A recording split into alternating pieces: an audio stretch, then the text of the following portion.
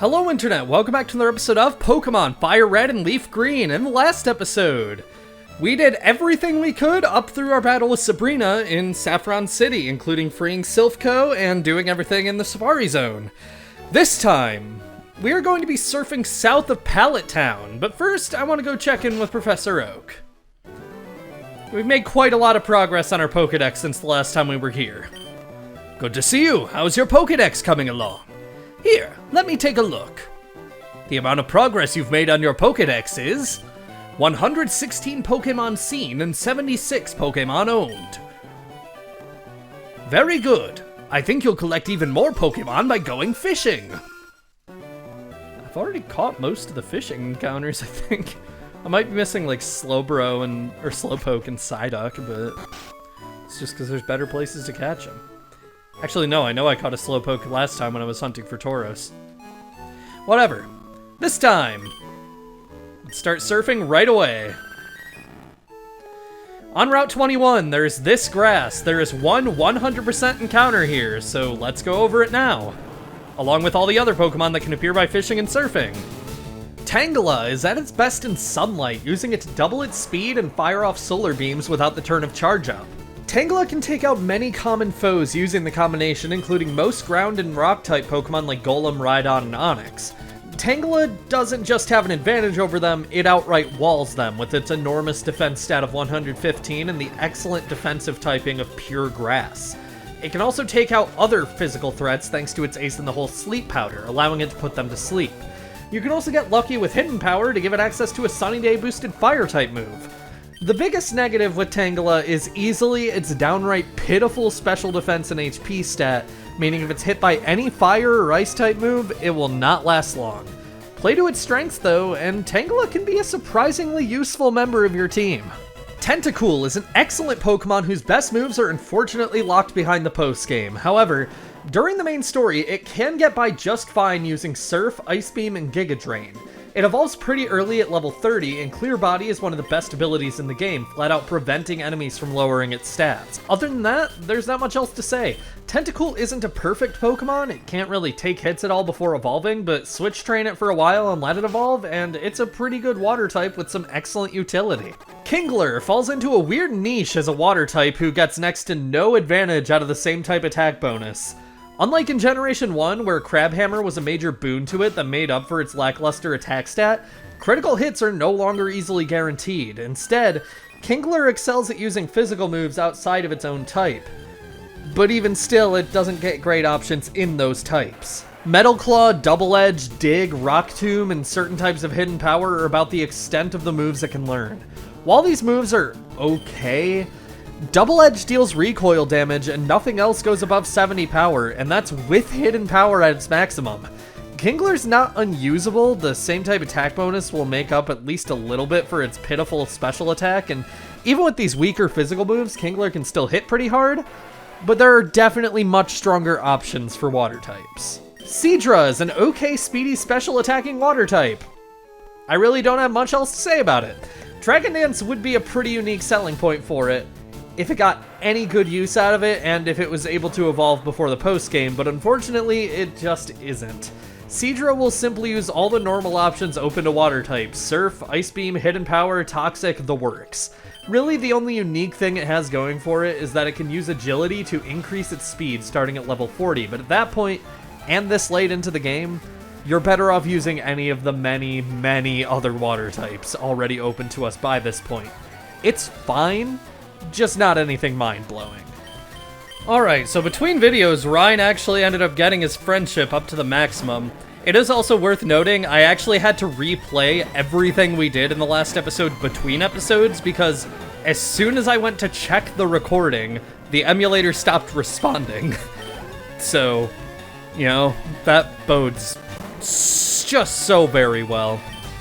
Might have to use save states before I, check the recording from now on, but things might seem a little inconsistent. I made sure, I had all the Pokemon that I had from the Safari Zone and everything. I had screenshots and video recording of all of it, so I was able to mostly restore it, but any inconsistencies you do see are just because it was a lot of guesswork. But anyway, Fighting this guy near Pallet Town, because he's the guy who has the team of 6 Magikarp, there's not much commentary to give here, though. Gotta head to the next interesting thing.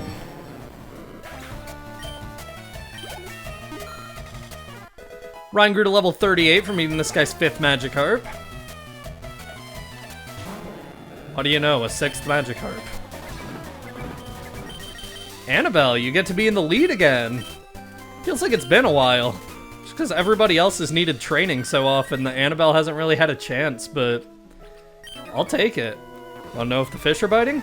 Nope, the fish are always biting, buddy. I know how this works. Down here, we have a brand new double battle trainer class. Huh? A battle? Ian, can't you do it alone? I wish they were Phil and Lil to complete the Rugrats reference. Sis and Bro, Lil and Ian. Seadra and Starmie. One of those is intimidating. The other one is Seadra. There's not going to be much interesting in this battle, but I figured it's worth noting that it's a new trainer class because I've been taking note of those whenever they just happen to appear, so yeah. Return, please one-shot. It's gonna be really embarrassing if this doesn't one-shot Ryan. Oh, Ryan, buddy. That's embarrassing. Failed to one-shot a Seadra. Can't even hit with Hyper Beam to get the funny revenge. Damn. He's having a rough time of it so far in this video.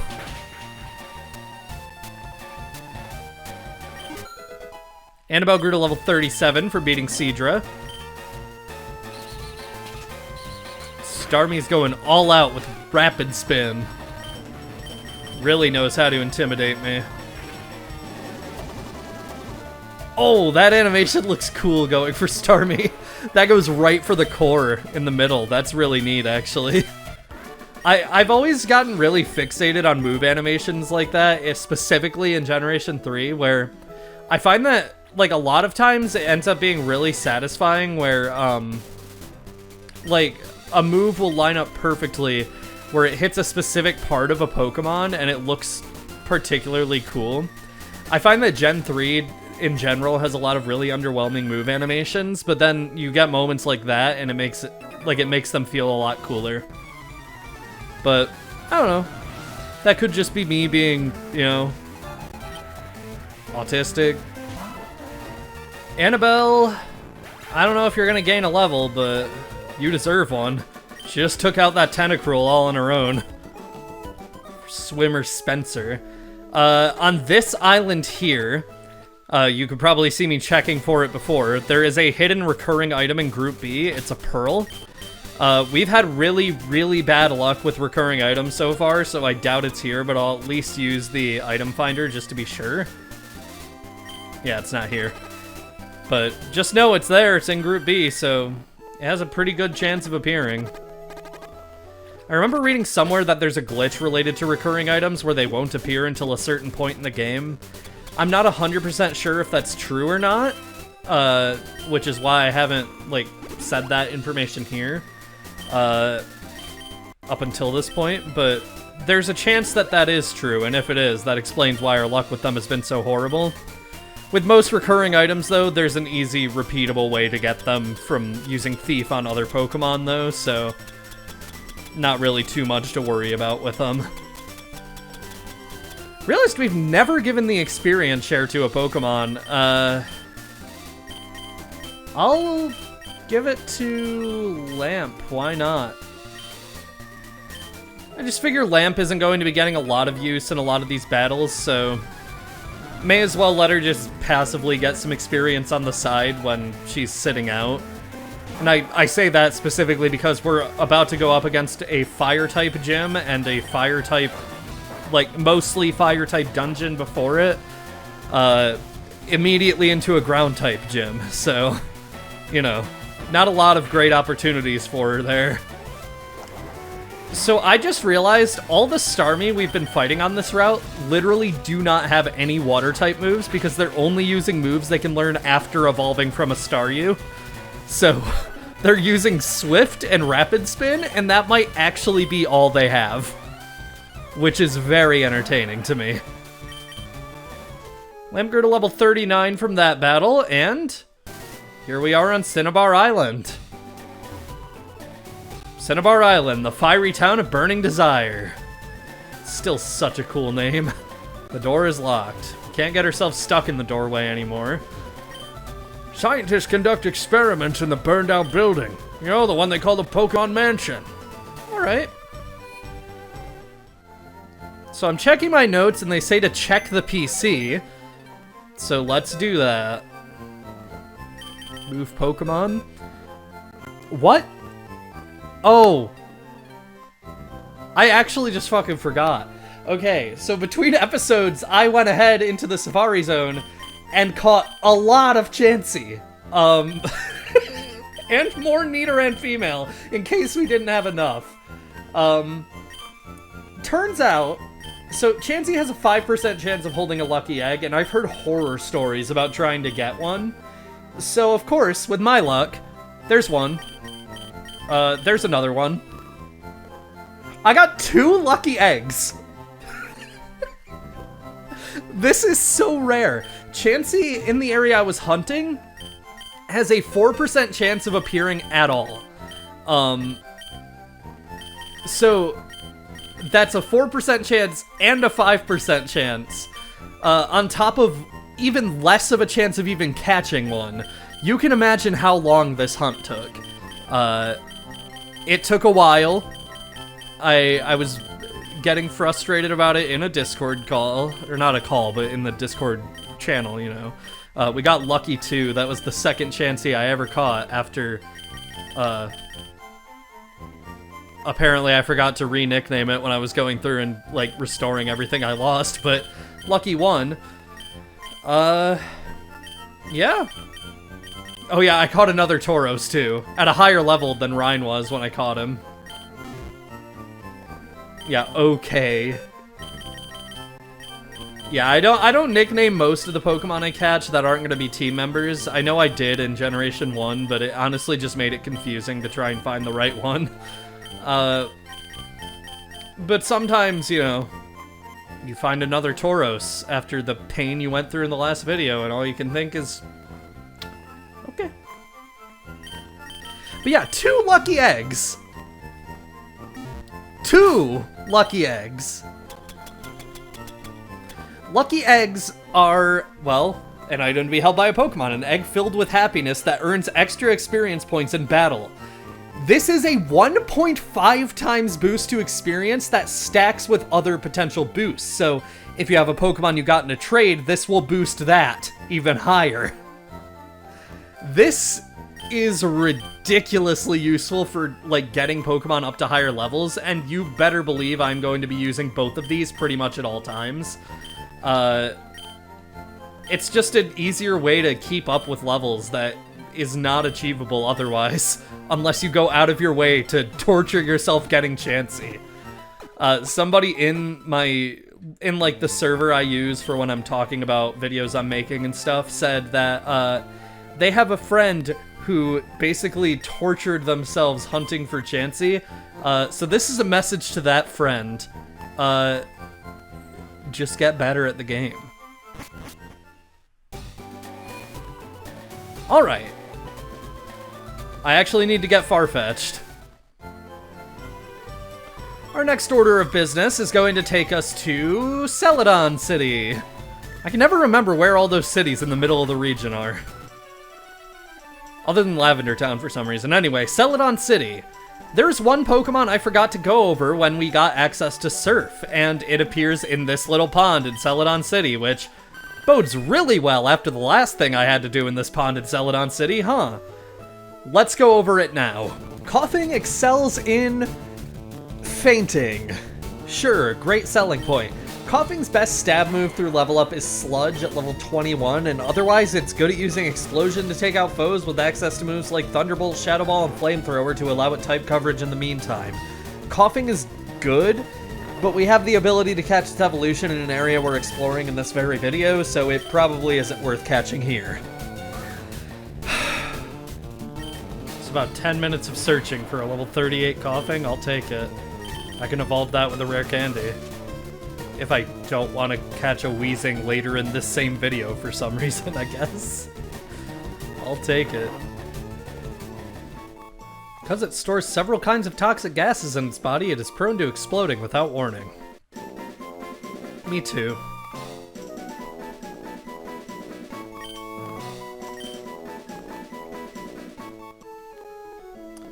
While we're here, too... Hello there! I've seen you about, but I never had a chance to chat. I was really confused about why you were screaming at that golden fish you pulled up, or that little purple goo monster, or why you were just going back and forth in my pond just now looking for a giant floating gas ball. It must be good luck that brought us together finally. I'd like to celebrate by teaching you the move Soft Boiled. Okay. Soft Boiled is a move that can only be learned by the Chansey evolution line, the Clefairy evolution line, and the Togepi evolution line. So, yeah, nothing we have right now can learn it. Clefable is a good user of this. Chansey learns it through level up and generally already has it when you catch one, and we can't get Togepi until well into the post game, so this guy is unfortunately the worst of the move tutors available in the main story. That said, something interesting about move tutors is they all teach moves that were originally TMs in Generation 1, and the reason they only teach them once is so you can't teach them infinitely in the same way you wouldn't be able to with a TM you get in Generation 1.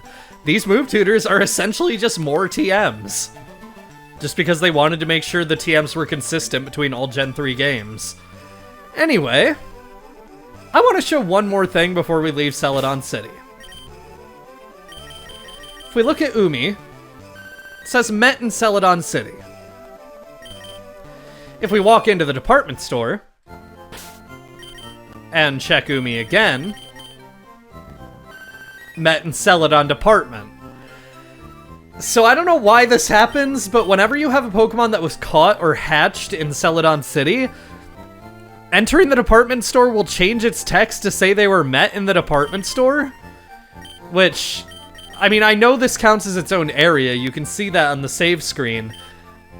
But I don't know why it seems to overwrite Celadon City when you enter. Just entirely.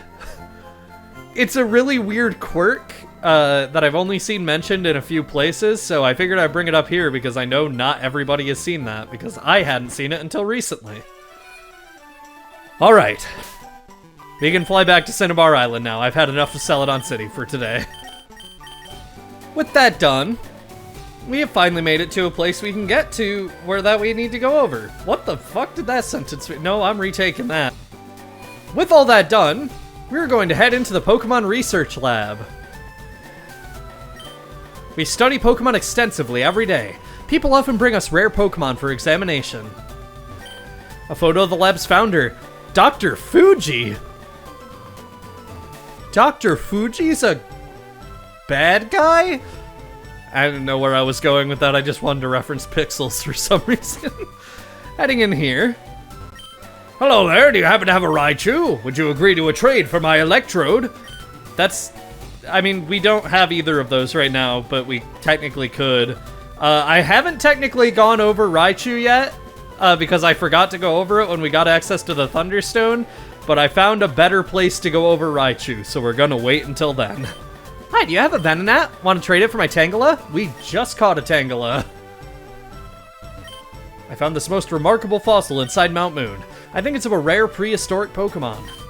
It's a pretty picture of a Pokemon. It looks like it's feeling good. I love that flavor text on every, like, nondescript photo in the game. It's so funny to me. R&D room.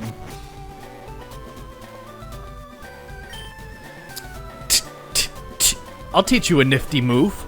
Teach it to a Pokemon and watch the fun unfold. It's a move called Metronome. Does it strike your fancy? Yes, it does, very much. Hi, Gaster. Ready to have your funny little move back, buddy? If you didn't watch the Generation 1 Let's Play, I taught Gaster Metronome, and it was the best decision I have ever made in a Let's Play. Hands down. I am easily willing to get rid of Giga Drain for Metronome. Metronome is a move that randomly draws from every single move in the game and lets the Pokemon just use whatever it lands on. It's so fun. That's the sound of a metronome. It tweaks your Pokemon's brain into using moves it doesn't even know. Okay. An Amber Pipe. True. Eevee can evolve into one of 3 kinds of Pokemon. False, it can evolve into 5, but technically in this game only 3, so you're right. Alright. Pokemon Lab Testing Room. I'm looking for the Pokemon Ponyta. Want to trade one for my Seal? We do not have access to Ponyta yet, so no thank you. Hiya! I am Important Doctor. Yes, very much so indeed. Here I study rare Pokemon fossils. All the time I study. You, have you a fossil for me? I think it's only fair if we do the Helix fossil first, because the Helix fossil is God. Oh, that is a Helix fossil it is! It is the fossil of Omanyte, a Pokemon that's already extinct. My resurrection machine will make that Pokemon live again. Okay, so, you hurry and give me that. I take a little time. You go for a walk a while. Okay. It's been a while. You late! Where were you? Your fossil is back to life. It was Omanyte like I think. Alright. And we have one more fossil. Old Amber.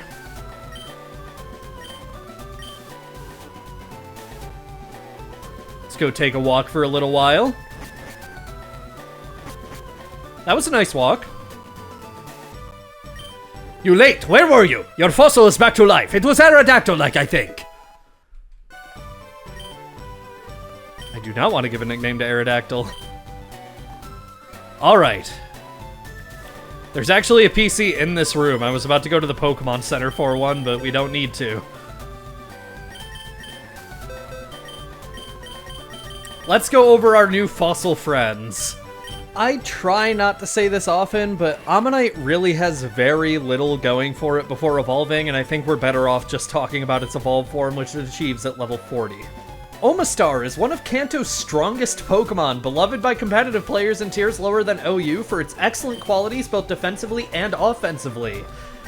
However, one of its most important tools, Spikes, is locked behind breeding, a mechanic we won't have access to until the post-game.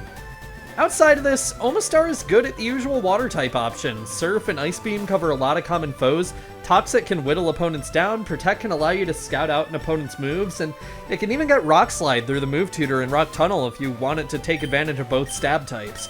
It's a fine water type, just unfortunately late for an addition to a team. Kabuto shares the same story as Ammonite. It has very little going for it before evolving, and we're better off talking about Kabutops once it reaches level 40. Kabutops is kind of unfortunate. It's nowhere near as powerful as its holy counterpart.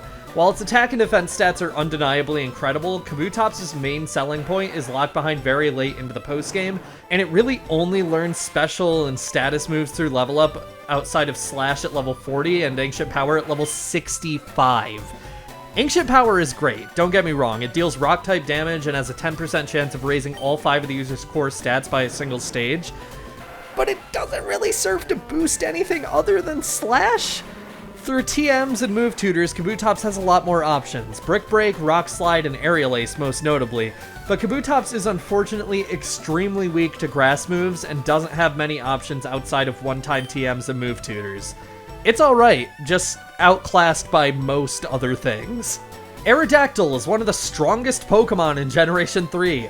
Ancient Power is obviously an option for that 10% chance of an Omni Boost, but the real draw is in the moves it gets that are really just based on raw power.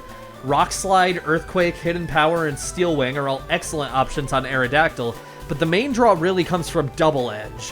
Whereas with most Pokemon you need to worry about Double Edge dealing back 1/3 of the damage dealt to the target, this is not so with Aerodactyl thanks to its ability Rockhead. Aerodactyl can freely spam Double Edge with no consequence, and with a speed stat as high as it is, that leads to Aerodactyl being a terrifyingly powerful threat. Just keep in mind that Aerodactyl has 5 hull weaknesses, some of which are very common. Water, electric, rock, steel, and ice moves will all deal devastating damage to Aerodactyl. If they manage to hit, that is. So, yeah, Aerodactyl is extremely strong.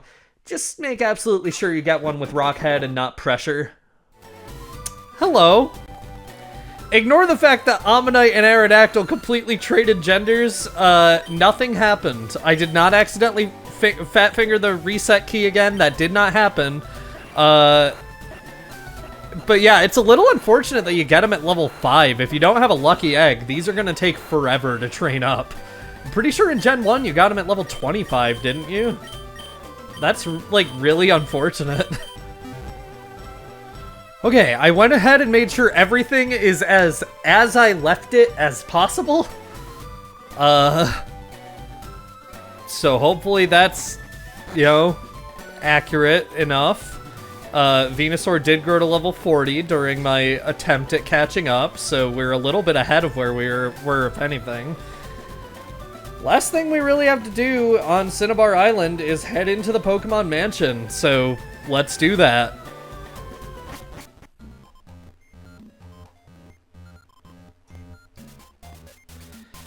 There are 3 new Pokemon to go over here. It would be 4, but you can fish up Grimer.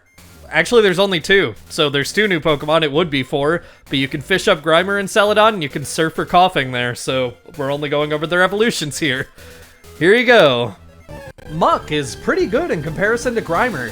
As one of the very, very few poison types with access to Sludge Bomb before the post-game at level 47 and access to a surprisingly diverse move pool through TMs and move tutors, Muck might surprise you with just how useful it is as a member of a team. Sludge Bomb, Brick Break, and Toxic alone make it able to take on most potential threats, and Muck is even a great user of the Substitute and Focus Punch combo due to its very high HP and relatively good bulk. Sticky Hold also allows it to be sure that it will never lose its held item, even if the opponent uses Thief, Covet, or Knockoff. Thanks to its sizable bulk, Muck can almost always stay in for at least a couple turns, even against foes that can deal super effective damage to it, allowing it to set up its Substitute and hit hard with Focus Punch. It's not invincible, but it's about as solid as a pure poison type can get. Weezing is somehow even better than Muck. What Muck has in Substitute and Focus Punch, Weezing far exceeds with its excellent bulk, mixed attacking stats, and incredibly varied move pool. With moves like Flamethrower, Thunderbolt, Shadow Ball, Rest, Haze, Explosion, Destiny Bond, and Memento, Weezing has all sorts of options that allow it to fill so many different roles on your team, even if Sludge Bomb is locked behind the post-game.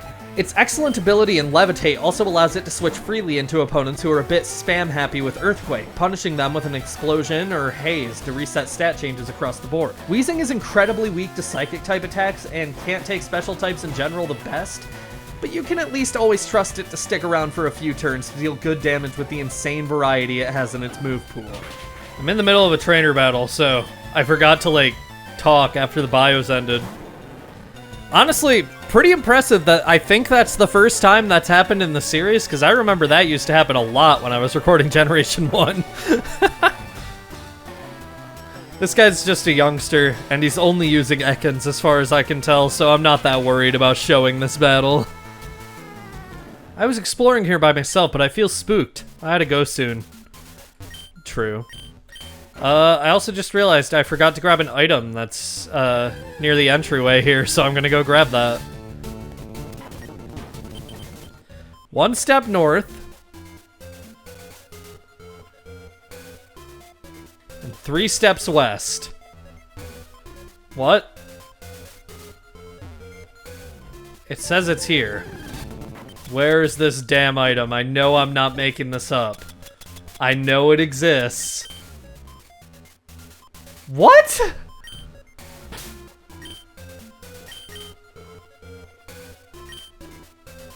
Okay, I guess I am making this up. Oh, the northwest entryway. Okay, I'm looking at the wrong entryway. The encounters in here are genuinely unbearable. They are happening like every few steps, and since so many of them are like high-leveled Raticate, it's not possible to run away from them. I'm gonna go ahead and use Super Repels here. I know I usually try to save these until I've caught all the Pokemon I need to catch here, but I can come back for Weezing and Muck later. And even if I can't, I caught a Coughing and a Grimer at high enough level that I can just use one rare candy and they'll evolve, so I'm just really not worried about it. We did just pick up a protein, and we still have 3 of them because I didn't use them when I was going back to get footage. I'm gonna use 2 of these on Rhine, 1 of them on Gaster.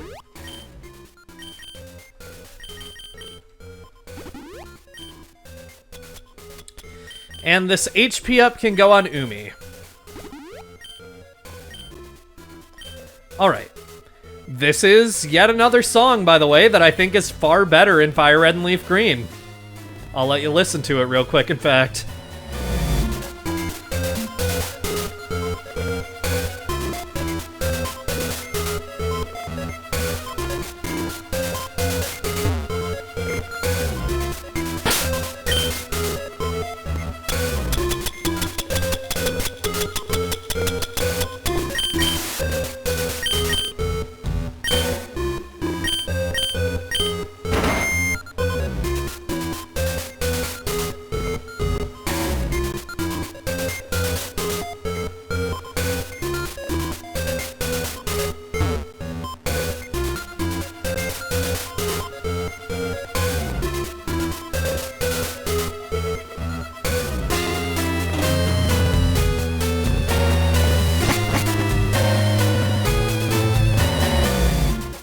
I think this version of the song fits this area a lot better. That bit at the end, towards the actual loop in the song, like, the way it just picks up so suddenly and keeps going so quickly until it just stops at the loop, it really works for an area as creepy as this, with the vibe of the place just being kind of rancid, because this is where Mewtwo was probably abused and neglected. Yeah. I don't know. I think this is like a good sound to this music that it really couldn't have achieved on the Game Boy.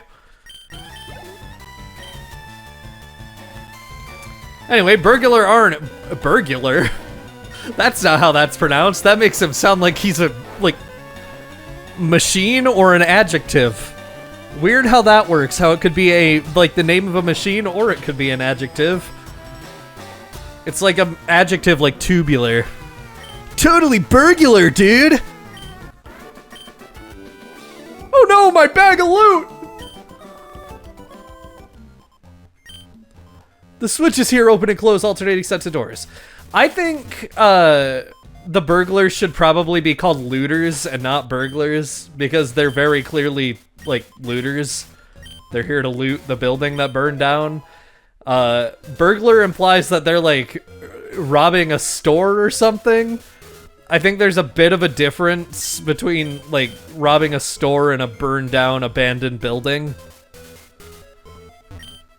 Diary, July 10th. We christen the newly discovered Pokemon, Mew. Okay, so we're reading the diaries out of order, I guess, because the first one is over here somewhere, I think. July 5th. Guyana, South America, which means South America still exists in this universe. A new Pokemon was discovered deep in the jungle.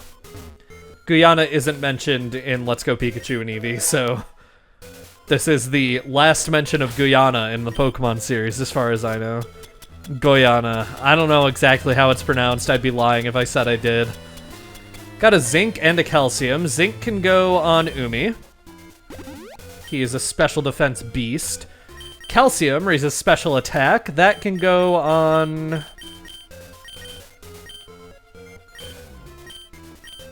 Lamp.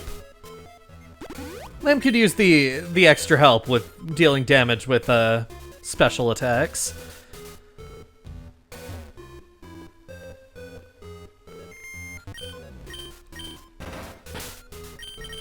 Hit that second switch. I need to, like, go through and organize my bag at some point because they're, like, it's kind of just a mess. There's different items all over the place. It's not organized at all. And it's sort of annoying, but I just keep forgetting to change it. Okay, top floor. Over here, iron. All right, we keep getting vitamins that keep making me go to the bottom of my bag. Raises defense, that's between Ryan and Annabelle. I think Ryan. Ryan's newer to the team, he could use the help catching up. Annabelle's been here a while, she might not need that much help. Is this switch? Okay. I do not remember what one of these I am supposed to take. Lamp grew to level 39 for beating this guy. He just had a Magneton and a Magnemite.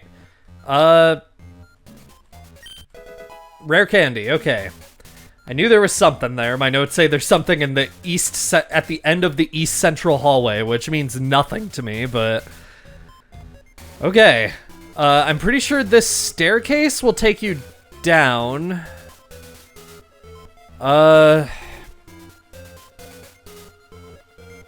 Okay. No, that staircase will... Okay. I really don't know which one of these to take. Try jumping off over there. Yeah, very helpful, dude. This was... I think the wrong choice. Jumping off there did give us access to a different part of this floor somehow. I don't know how exactly. But Burglar Simon with his 9 tails. Sure this isn't gonna get one shot by Dig.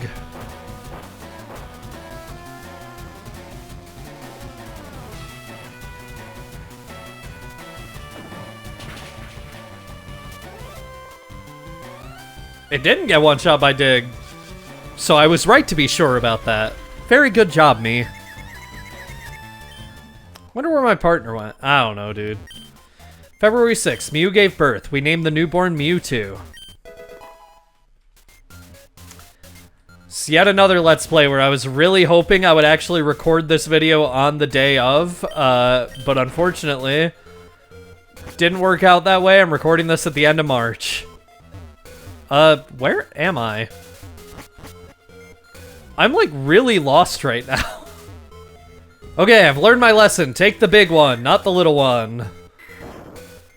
Down here.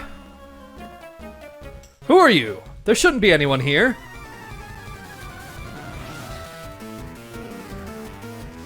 Scientist Ted. A key? I don't know what you're talking about. Okay. Annabelle grew to level 40 from that battle, so I'm gonna switch her for... I don't want Umi in the front, because I want Umi to be used in the battle against Blaine. I think Ryan is holding the lucky egg right now. Gaster has the amulet coin. I've been really hesitating to take that from him, but it's worth having whatever I have in the lead holding the lucky egg. At least until we're doing an important battle that Gaster's gonna take part in, where, like, the extra money could be helpful, but we're really not hurting for cash. Like, at all. So Carbos here.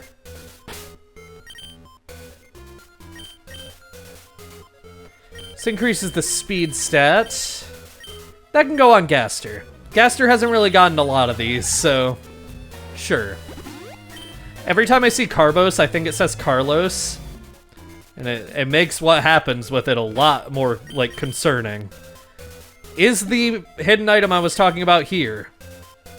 No. So I have absolutely no idea what I was going on about when I was writing my notes. On the basement floor. We'll go into that center room in a little bit, but first, over here, full restore. That's not what I thought that was. I thought that was a TM, but can't win them all. You want to activate this switch. Can you move, dude? I want to read that. Thank you for moving. September 1st. Mewtwo is far too powerful. We have failed to curb its vicious tendencies. So Mewtwo presumably is still the cause of this building burning down. Good for him! You can find stuff lying around. The residents must have left them. True. Although I'm pretty sure... Wasn't there only one resident? Wasn't this, like, specifically Professor Fuji's mansion? Dr. Fuji's? Mr. Fuji's? He goes by many titles. This place is ideal for a lab. Look at all this space. Okay. Gaster almost got taken out by a Magnemite. He might need to get a little bit more use, because I don't know if his EVs are doing so hot. Okay, don't want to press that just yet, because I want to get the items here. TM14, Blizzard. It's a 120 power Ice-type move with 70% accuracy that has a 10% chance of freezing the opponent. It's pretty good. Not as good as Ice Beam, in my opinion. I prefer accuracy over power, but it's okay. Secret key, that'll let us get into the gym. We head down here. TM22, Solar Beam. Okay, this is a real prize for getting through here. I mean, sure, being able to progress in the game is one prize, but having a powerful grass-type move now, that's a bigger prize. Solar Beam, a 2-turn move that blasts the foe with absorbed energy in the second turn. 120 power, 100 accuracy. Cannot be learned by Lamp. Ryan can learn it. Ryan can learn everything, though. Hiket is our best user of this, and this is a move that I want Hiket to know, but the thing is, I also want Hiket to have Sunny Day, and I think for now I want to keep Sleep Powder. So I think what will happen is when I'm going through and retooling movesets before the Elite Four, I'll probably go ahead and teach her Solar Beam.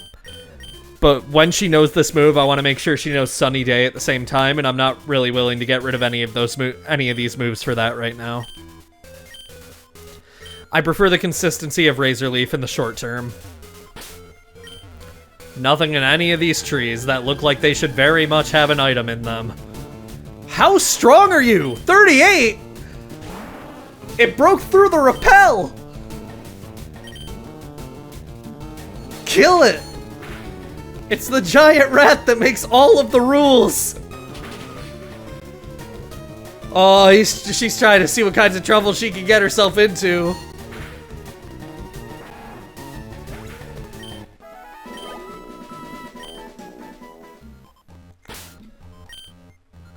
Alright. We have everything we can possibly get from here that we need, at least. I mean, there's probably some hidden item I missed somewhere that you'll tell me about, but for now, I'm good. I don't need anything else. I want to leave. I don't have an escape rope, so thank God Annabelle knows dig. Let's get out of here. Alright. Now that we've gone through all that, we can enter the gym. I'm gonna go ahead and heal up first, though. Alright. Went ahead and got everything I need ready for this gym. Let's head in. Yo, champ in the making! The hot-headed Blaine is a fire Pokemon pro. Douse his spirits with water. You'd better take some burn heals, too. I don't need them. So as always, you can talk to these trainers to fight them, or you can take the Pokemon quiz. Get it right and the door opens to the next room. Get it wrong and face a trainer. If you want to conserve your Pokemon for the gym leader, then get it right. Here we go. Caterpie evolves into Metapod. Yeah, they changed the wording on this question so it's no longer a trick question, meaning all of these are easy now. We don't have to fight anybody. And yeah, I mean, I know I usually go through and fight all the trainers in the gym just because, like, it's good to get experience before big battles like this, but I don't really wanna. There are 9 certified badges? No, there's 8.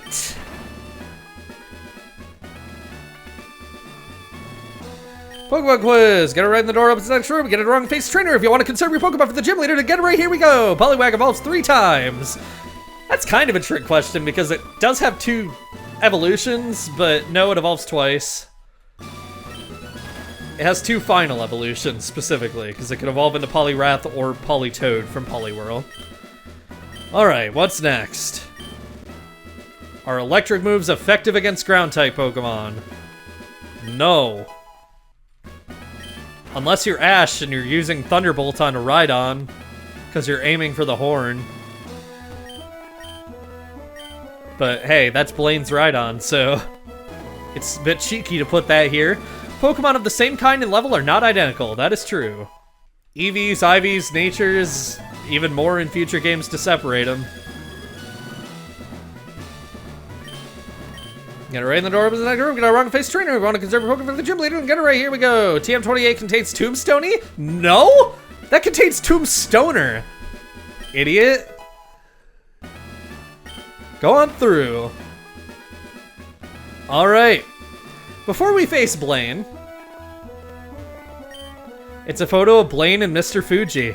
They're standing shoulder to shoulder with big grins. The implication, Blaine is involved in the Mewtwo project, something confirmed by Pokemon Adventures, the manga. Well, in that manga's specific continuity. It's not necessarily confirmed, but you know. Anyway. It's time for our 7th gym battle. I'm leading with Umi. I'm gonna have her just surf on all the competition because I don't think any of them can really handle surf. If Umi goes down, or if I just feel like it, I will switch into Gaster and let him use Metronome because that is his favorite activity.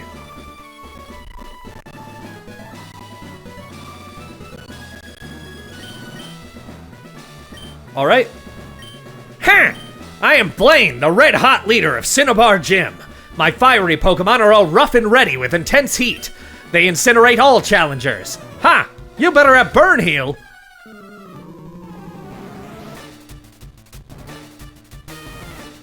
Blaine would like to battle. Leading with Growlithe, level 42, Fire type, Intimidate for the ability, knowing the moves Bite, Roar, Takedown, and Fire Blast. This thing's pretty pathetic. Fire Blast is like a strong move, but that's when it manages to hit. And also, it's unevolved when it could easily be an Arcanine. It's estrogen time as soon as I took down a Growlithe.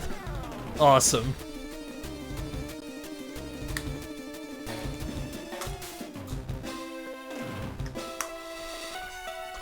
Goes to show you how late and or early I'm recording this video. Ponyta is next. Level 40, Fire type. Flash Fire for the ability, so don't use Fire type moves on it, knowing the moves Stomp, Bounce, Fire Spin, and Fire Blast. Will this be the one that takes a Surf to the face?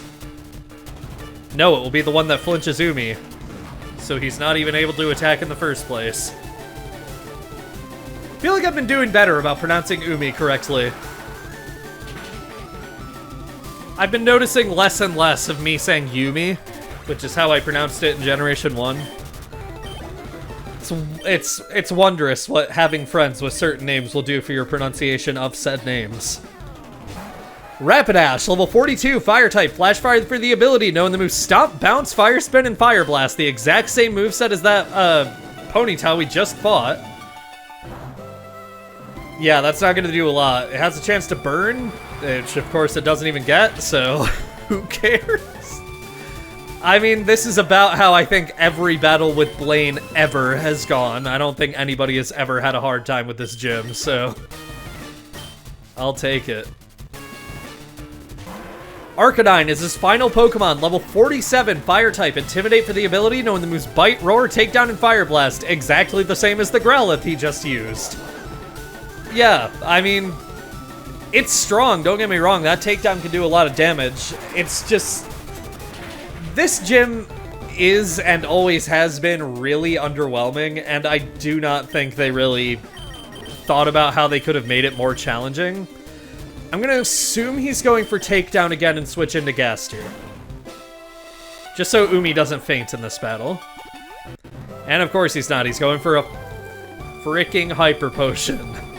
So I could have surfed there safely. Instead, I get to use Metronome. Fair trade-off. Slam is not going to do anything. Fire Blast is going to hurt. But you know what? Even if Gaster goes down, it was worth it for a chance of getting to use Metronome, even just once. And the funny thing is, Slam probably would have knocked out there if Arcanine was still weakened. Fire Blast might knock out because of the sheer level difference. Yep. Okay. Well, that Hyper Potion actually put us in a pretty bad situation here. We can at least get his attack stat down a little. That's not gonna do anything about Fire Blast, but... Return. It's our strongest attack. We are faster, at least. Okay. That's pretty good damage. I don't think this will knock out... Never mind, I do think this will knock out. Okay. Blaine heard me talking shit earlier, and he was not having any of it. It can't really use Fire Blast on Lamp. It can use Takedown or Bite. Or it can force a switch. I'm just gonna go for Flamethrower. Just damage it as much as I can, I guess. What? Why? You just gave her the power! You gave her so much power just now! He has another Hyper Potion, which sucks, but Lamp might be able to do this just on Flamethrower alone now. Well, maybe not then. Okay, well, still. I don't know if he's gonna fall for the same trick twice, so I'll use Grudge. Make sure it can't use Takedown again.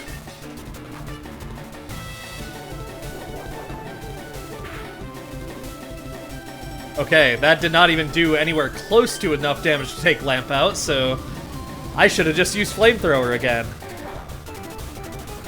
Going for Fire Blast against a Flash Fire Pokemon. Oh my god, is Lamp gonna have another, like, cool moment in a gym battle?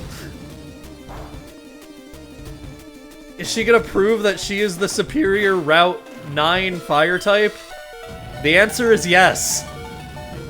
Blaine, you're an idiot! You're a fire type master! How'd you not know about Flash Fire? Oh my god! I have burned down to nothing. Not even ashes remain. You have earned the Volcano Badge. Ha! The Volcano Badge heightens the special stats of your Pokémon. Here, you can have this too.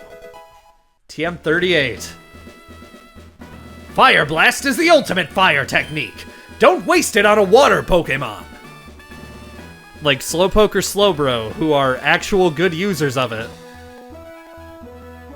Fire Blast is a 120 power fire type move with 70% accuracy. It might be worth teaching to something as it is powerful on the rare occasions that it does hit, but I'm not going to replace Flamethrower on Lamp or anything. It's not that usable. Let's leave. Huh? Hey, if it isn't winter. Look, it's me, Bill. Long time no see. I hope you're still using my PC system.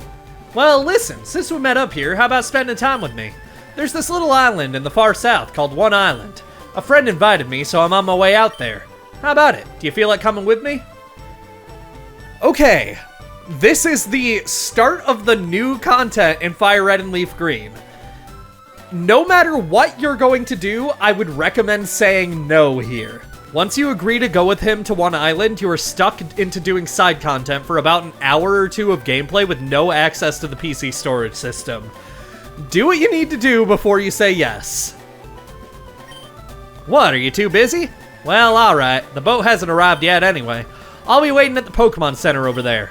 Come see me when you're done with your business here. The post-game... Well, it's not post-game technically. It's technically pre-post-game, but... we are going to be saving it for the post-game. I would normally do this, like, in the main story because this gives you valuable experience that you wouldn't otherwise get, but I'm really just... I want to save all the new stuff for the post-game so we can just get all the stuff we've already seen out of the way in the main story. So that's what I'm going to do. That is completely optional, so... yeah. Anyway, we got our Volcano Badge. In what may be the, like, weirdest gym battle I've had yet. And our team is looking alright. So next time on Pokemon FireRed and LeafGreen, we're going to be wrapping up our exploring in the Kanto region and taking on our final gym. See you guys then.